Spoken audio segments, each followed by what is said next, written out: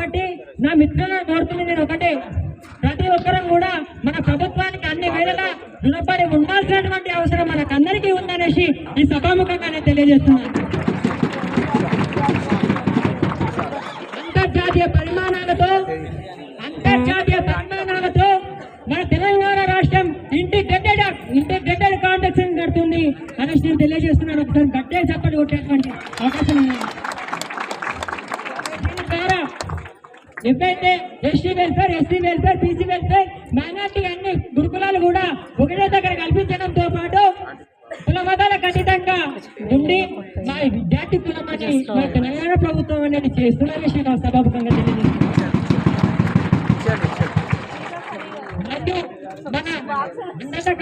రేవంత్ రెడ్డి మన ఉత్తర ముఖ్యమంత్రి, మన క్యాబినెట్ మినిస్టర్లు వీళ్ళందరూ కూడా ఆలోచించే ప్రతి ఒక్క పేద విద్యార్థునికి చాలా ఉపయోగపడుతుంది. మరియు వాళ్ళు పెట్టినటువంటి ప్రతి ఒక్క స్కీమ్ల వలన ప్రతి ఒక్కరికి కూడా మంచిగా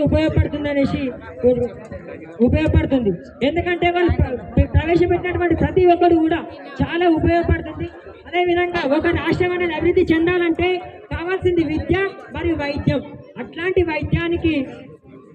వైద్యం అనేది ఆరోగ్యశ్రీ ద్వారానే కావచ్చు.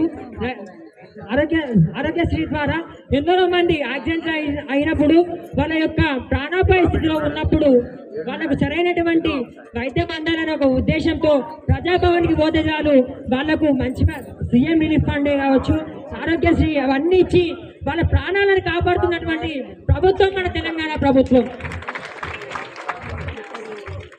కాబట్టి తెలంగాణ ప్రభుత్వంకి మనం అందరం రుణపడి ఉండాలనేసి తెలియజేస్తూ ఇటువంటి అవకాశం ఇచ్చినటువంటి నా యొక్క పెద్దలందరికీ నమస్కారాలు తెలియజేస్తున్నాను మేడం.